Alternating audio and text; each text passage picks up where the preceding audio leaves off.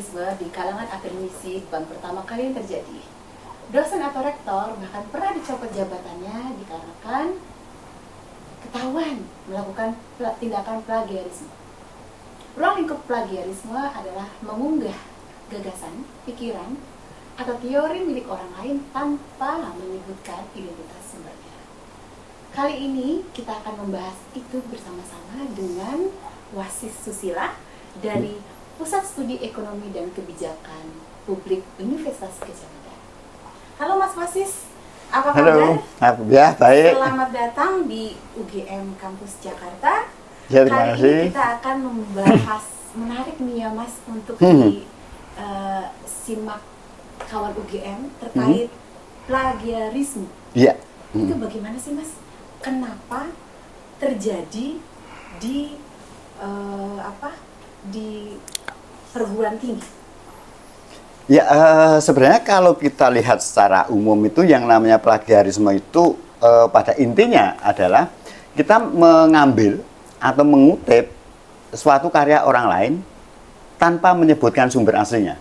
Itu adalah definisi yang secara global yang digunakan. Nah, ketika kita berbicara mengenai plagiarisme di dalam konteks akademik, itu terutama yang terjadi di perguruan tinggi, sebenarnya banyak faktor yang mempengaruhi mengapa terjadi bentuk plagiarisme dalam karya penulisan ilmiah. Dan tentu yang membedakan itu dari berbagai macam faktor, mulai dari mahasiswa S1, S2, bahkan sampai S3, bahkan sampai level ke profesor pun. Level tertinggi itu ya? Level tertinggi, iya. Itu juga bisa melakukan plagiarisme, baik disengaja maupun tidak. Nah itu, kenapa sih mereka itu melakukan plagiat seperti itu? Sebenarnya kalau kita lihat dalam konteks di Indonesia, itu sebenarnya kalau boleh saya batasi waktu itu mulai dari tahun 2014. 2014 itu kita masih ketinggalan jauh dalam publikasi karya ilmiah dengan luar negeri, negara tetangga kita seperti Malaysia dan Thailand. Nah, setahun kemudian pada tahun 2015 itu pemerintah melalui Kementerian Pendidikan itu mendorong agar publikasi-publikasi ilmiah itu menjadikan syarat. Jadi dijadikan syarat untuk mulai dari sertifikasi dosen, untuk kenaikan pangkat segala macam, sampai mendapat tunjangan itu untuk dosen. Akhirnya baru sekitar 2-3 tahun kita mengalami kenaikan yang cukup pesat, dan bahkan sampai tahun 2022 kita berhasil mengungguli 2 negara tetangga kita, yaitu Malaysia dan Thailand. Nah, permasalahannya adalah ketika kita mulai dari tahun 2015, kebijakan itu pertama kali dibuat sampai tahun 2022, itu mengalami suatu efek yang namanya itu efek kobra. Apa itu efek kobra? Jadi, efek kobra itu kita merujuk pada kebijakan Inggris waktu menjajah di India itu. Jadi, pemerintah kolonial itu akan memberikan hadiah bagi warga India itu yang berhasil membunuh ular kobra, mengingat populasi ular kobra pada waktu itu di India itu sangat banyak. Jadi teknik seperti itu yang saya rasa digunakan oleh pemerintah untuk menggenjot bagaimana para mahasiswa maupun akademisi kita itu untuk membuat jurnal-jurnal ilmiah atau karya ilmiah yang dipublikasikan baik secara nasional maupun secara internasional. Itu kalau di Indonesia sendiri, kalau hukuman apa tuh kalau misalnya maaf kalau yang level tertinggi itu melakukan plagiarisme ya? Sebenarnya kalau kita lihat di peraturan Menteri Pendidikan nomor 39 tahun 2021 itu sebenarnya sanksinya itu sebenarnya cukup berat. Satu, itu mulai dari penundaan kepangkatan selama 3 tahun, 2 penurunan jabatan 1 tingkat, sampai dengan level yang tertinggi itu adalah pemberhentian dari sebagai dosen atau akademisi. Ada nggak sih bedanya kayak negara-negara di Eropa mungkin ya, itu seperti apa tuh Mas? Karena yang saya dengar itu mereka itu kayak per kotak-kotak ya, jadi lebih ngejelimet sih sebetulnya, dan dan sanksinya itu macam-macam. Nah itu apakah sama dengan yang di Indonesia ya? Nah, kalau kita lihat dari beberapa kasus itu yang ada di India dan di Polandia itu pada tahun 2010 itu ada itu wakil rektor itu di India, dia itu sampai di penjara karena dia melakukan suatu plagiarisme karya ilmiah itu. Begitu juga dengan yang ada di Polandia. Jadi yang paling membedakan itu ketika kasus plagiarisme yang ada di luar negeri, misalnya seperti yang ada di India maupun di Polandia itu, level seperti itu sudah sampai masuk ke ranah pengadilan, sampai ke vonis dari pengadilan itu adalah hukuman penjara, dan itu yang belum ada di Indonesia mungkin. Nah, agak berbeda juga karena kalau di Amerika itu lebih condong ke arah undang-undang hak cipta, karena plagiarisme itu lebih condong kalau mereka itu melihat itu adalah mengambil ide orang lain. Nah, yang mana ide orang lain itu di situ pasti ada yang namanya hak cipta di situ. Jadi itu perbedaan yang paling mendasar mengenai plagiarisme yang ada di Indonesia dan di luar negeri itu seperti itu. Jadi betapa ketatnya aturan-aturan yang ada di luar negeri itu dibandingkan dengan aturan yang ada di Indonesia. Jadi Indonesia salahnya di mana, Mas? Sebenarnya kalau kita merujuk pada plagiarisme yang dilakukan oleh terutama pada akademisi, itu seharusnya itu seorang dosen atau akademisi itu mulai dari level dosen muda itu sampai guru besar itu harus zero tolerance. Karena apa? Kalau kita mengutip dari salah satu guru besar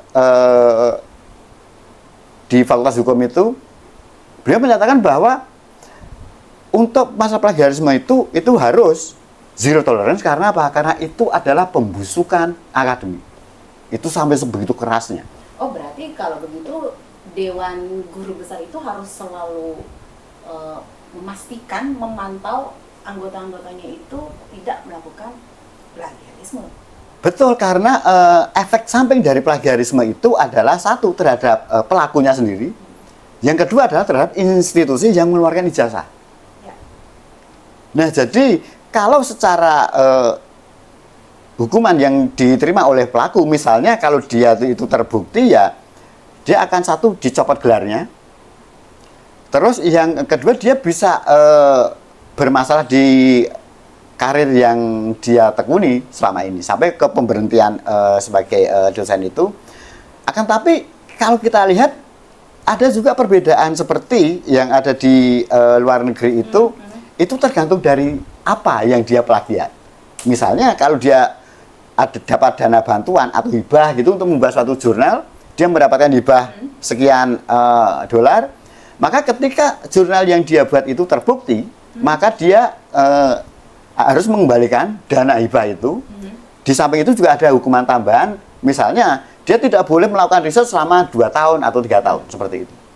Oh ya, ini saya pernah punya pengalaman kolega saya. Ini menurut Mas Fasis bagaimana nih ya?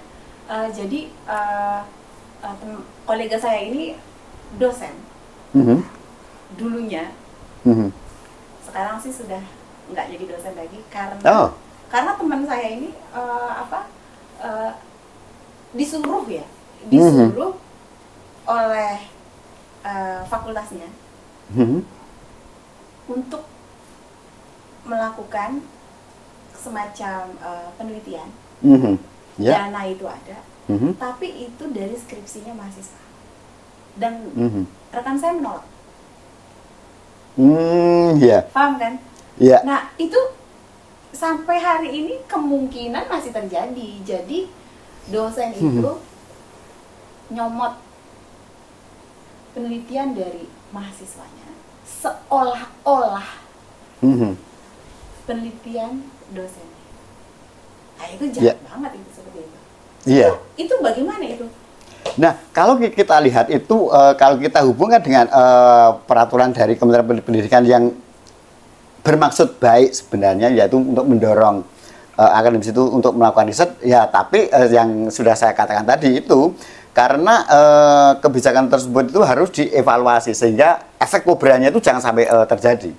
Nah, yang terjadi saat ini adalah ketika tuntutan itu membuat dosen itu harus membuat jurnal ilmiah. Nah, misalnya dalam waktu setahun dia harus 2 kali.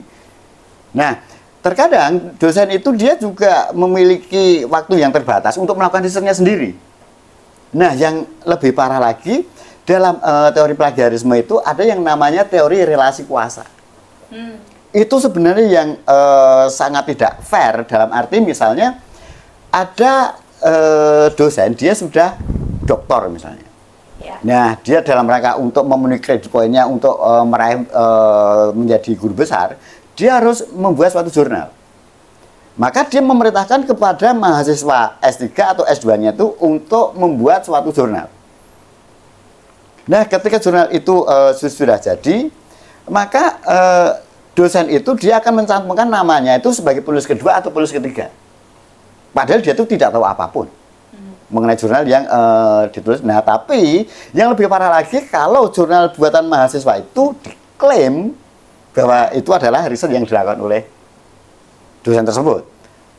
Nah, maka ketika itu ketahuan seperti itu, biasanya itu akan dimulai dari protes dari mahasiswa yang melakukan riset itu. Loh Pak, ini mengapa kok riset saya itu kok dijadikan jurnal tanpa sepengetahuan dari orang yang melakukan penelitian tersebut? Kayak kasus yang baru-baru ini dong. Iya, itu seperti itu, dan ada yang berapa ratus? Iya. 300 berapa dalam setahun? Jadi ada satu akademisi gitu ya. Dia sudah profesor, umurnya masih cukup muda, lebih muda daripada saya. Itu dia dalam waktu setahun dia berhasil mempublikasikan 314. Sedangkan setahun 365 hari. Iya. Nah, itu pertanyaannya, itu orang itu tidurnya kapan? Bayangkan dalam waktu 1 tahun 365 hari orang itu mampu menulis dan mempublikasikan jurnal sebanyak itu. Loh, memang idealnya itu satu jurnal itu berapa bulan sih? Nah, kalau kita lihat dari jurnal yang bereputasi, kalau yang benar itu rata-rata membutuhkan 6 bulan sampai 1 tahun. Sebentar, saya skip dulu. Hari ini kita juga kedatangan alumni dari Magister Ilmu Hukum UGM Kampus Jakarta yang sebetulnya sering tampil sih di kanal YouTube-nya UGM Kampus Jakarta, tapi hari ini tidak menunjukkan wajah aslinya. Halo Mas Zamzam. Halo. Ya terus Mas, seru. Jadi satu jurnal itu paling nggak 6 sampai 12 bulan. Iya, betul. Oh, orang itu bisa sih? Terus hukuman apa sih seorang profesor yang melakukan plagiarisme? Sebenarnya gini, kalau kita lihat, kalau dia berhasil mempublikasikan itu kan pertanyaannya itu kembali ke penerbit sebenarnya. Nah, jadi bagaimana mungkin dia bisa menerbitkan jurnal yang sebegitu banyak? Oke, misalnya jurnal itu diterbitkan oleh beberapa jurnal misalnya. Akan tapi kan yang paling tidak masuk akal adalah seseorang, dia per hari dia bisa menulis jurnal dan langsung mempublisnya. Nah, karena setiap dosen itu memang ada kewajiban, dia harus membuat jurnal itu dalam waktu setahun itu 2 kali. Nah, bayangkan ketika kita melihat jurnal-jurnal level internasional, katanya dari Springer atau Routledge, dia bisa, para penulis jurnal itu dia mengutip satu jurnal itu hanya dalam 1 kalimat. Jadi riset yang benar-benar dilakukan itu memang berdasarkan atas kualitas. Bukan kuantitas. Bukan kuantitas. Ya. Nah, jadi misalnya dalam satu jurnal itu daftar literaturnya itu pasti sangat banyak. Karena dalam bayangkan saja dalam satu jurnal dia hanya mengutip menjadi 1 kalimat. Terkadang 3 jurnal itu menjadi 1 kalimat juga. Jadi misalnya di akhir kalimat dia mencantumkan 1 footnote. Nah, nanti di footnote-nya itu dia menyebutkan sumber pertamanya, terus dia titik koma. Lihat juga misalnya jurnal yang lain. Nah, jadi bagaimana seorang peneliti itu benar-benar melakukan penelitian yang sangat-sangat kualitas seperti itu. Nah, permasalahannya kalau dihubungkan dengan peraturan menteri itu, semakin banyak jurnal yang diterbitkan, semakin akan dianggap sebagai orang yang produktif. Nah, permasalahannya ada produktivitas itu belum tentu sebanding dengan kualitas yang dihasilkan. Nah, ketika dia sudah diketahui melakukan plagiarisme seperti itu, nah, maka konsekuensinya sebenarnya juga sudah cukup berat seperti yang diatur dalam peraturan Kementerian Pendidikan itu. Kasih tips dong Mas, khususnya untuk mahasiswa-mahasiswa yang sedang melakukan penelitian, khususnya tesis ya, ini gimana nih? Oh iya, sebenarnya untuk menghindari plagiarisme itu sebenarnya caranya itu kalau menurut saya itu sama banyaknya dengan cara kita melakukan plagiat. Itu banyaknya itu sama. Jadi kalau kita mau menghindari plagiarisme, yang paling penting itu adalah satu, kita harus mengetahui inti dari plagiarisme itu apa. Jadi kita mengambil atau mengutip ide atau tulisan orang lain. Oke.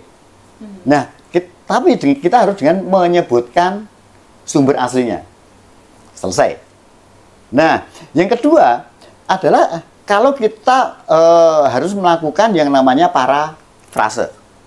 Nah, misalnya kita mengutip satu paragraf, nah bagaimana kita bisa memparafrasekan itu. Nah, di sini ada beberapa kesulitan yang biasanya dilakukan oleh mahasiswa, terutama mahasiswa yang S1 karena mereka belum berpengalaman untuk penulisan karya ilmiah seperti itu. Jadi parafrase itu yang dikhawatirkan oleh teman-teman yang melakukan skripsi itu adalah kalau saya memparafrasekan ini, dikhawatirkan ide dari penulis asli itu berbeda dengan apa yang dia tulis.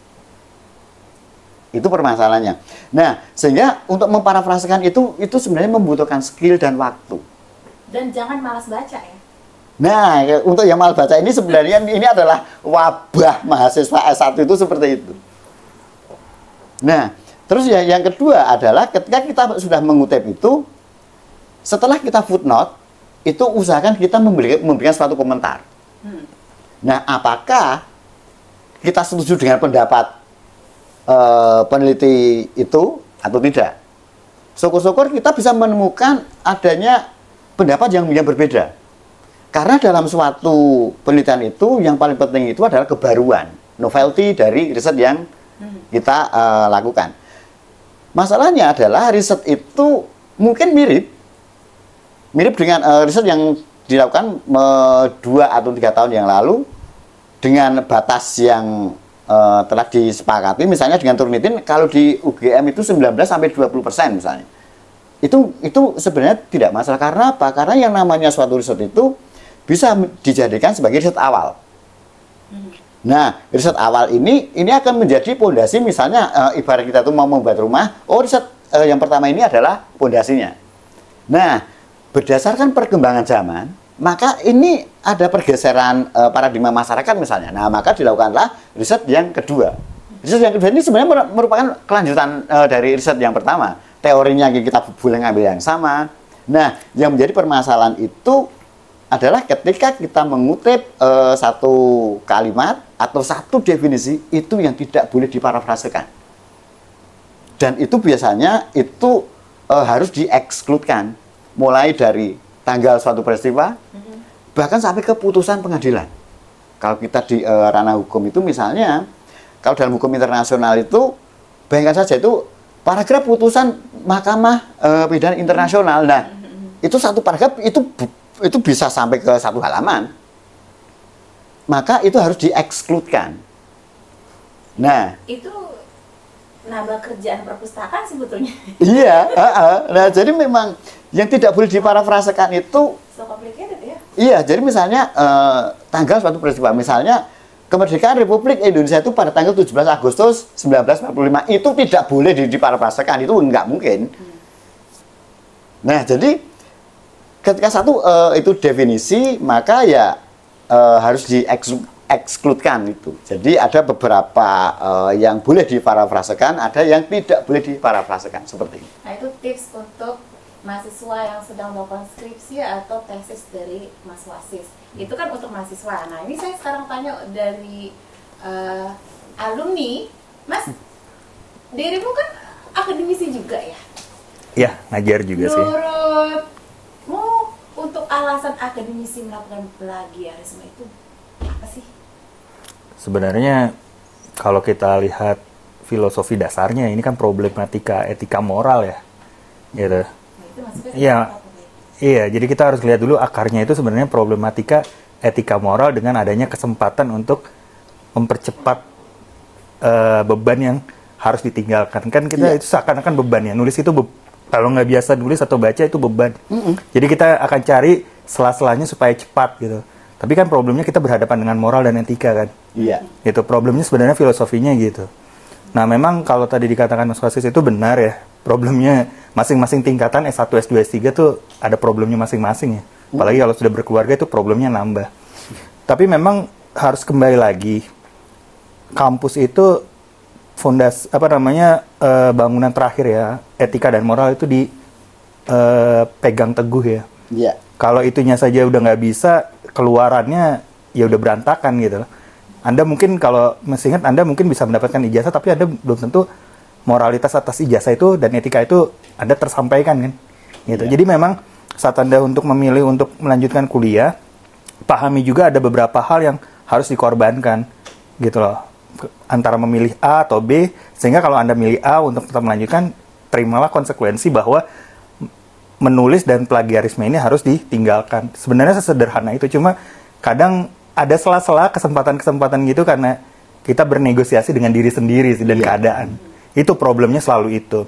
Dan memang kalau untuk kasus yang tadi, Mas Wasis benar ya, karena di salah satu universitas negeri itu ada ya, mahasiswa, dosen mau jadi guru besar ya. Itu dia bikin diktat, 99% itu punya mahasiswanya. Oh, parah itu. Iya itu. Iya. Dan itu cuma depannya itu cuma judulnya diktatnya apa terus ada namanya gitu. Saya nggak bisa sebut ya. Gitu namanya itu udah plagiarisme banget itu. Iya. Gitu. Kalau seorang guru besar kayak gitu, aturan hukumnya itu gimana ya di negara ini ya? Jangan sampai negara kita ini salah urus yang begituan gitu loh. Iya, betul. Kalau kita lihat aturan-aturan itu kan memang ada yang dari pemerintah. Tapi kalau di luar negeri misalnya di beberapa bahkan itu sampai di sekolah menengah atas di Amerika itu kayak di Florida, di California itu untuk tugas harian. Tugas harian? Tugas harian siswa itu ketika dia tuh terbukti plagiat, maka dia harus dikeluarkan dari sekolahnya itu. Jadi aturan di sana itu memang ada yang dari state, negara bagian, sampai ke level federal atau untuk secara nasional. Jadi ada 3 aturan, mulai dari aturan nasional, negara bagian, sampai ke sekolah itu sendiri. Itu sekolah ya? Iya. Siswa. Ini bagaimana nih? Ini kalau di perguruan tinggi, maha loh, mahasiswa. Maha artinya Iya. tertinggi ya? Iya. Memalukan. Iya, nah kalau kita lihat perbandingan peraturan itu akan juga berindikasi kepada penegakannya. Bagaimana dengan penegakan hukum yang ada di Indonesia, terutama mengenai hal-hal yang seperti ini. Terus jadi sebaiknya bagaimana? Kalau menurut Mas Janum gimana? Aturan hukum yang harus Kembali kepada diri sendiri sih. Mulai dari dosen, guru besar, dokter, para dosen di tingkat yang masih magister tapi mungkin. tadi kan Mas Wasis bilang ada yang di penjara ya? Iya. Kalau Indonesia belum tuh? Setahu saya sih belum gitu. Belum. Terlalu banyak nego-negonya kalau saya bilang sih. Kalau mau itunya nego-negonya lah.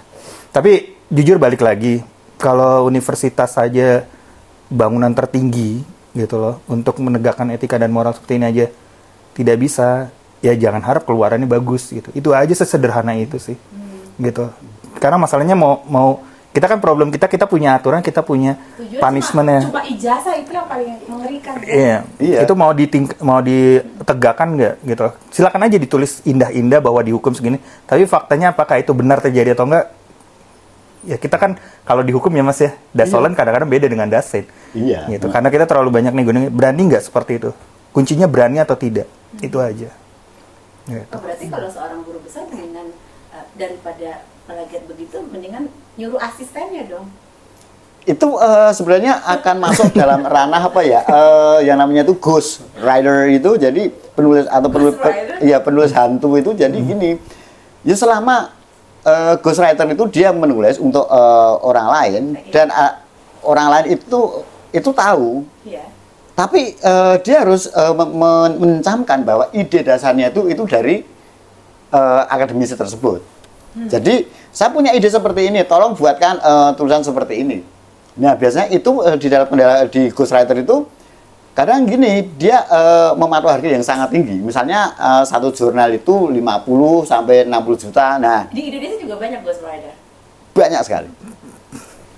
Dan itu ketika misalnya seorang akademisi, wah itu kok mahal banget, maka yo itu biasanya oke, jurnal ini akan dibuat oleh 3 atau 4 orang. Nah, jadi 3 atau 4 orang ini akan arisan seperti itu. Itu Arisan. iya, plagiarisme yang terjadi itu sampai seperti itu. Menarik ya sebetulnya Iya. ini. Saya ini membutuhkan waktu yang panjang untuk membahas plagiarisme, khususnya untuk kalangan akademisi di Indonesia ya.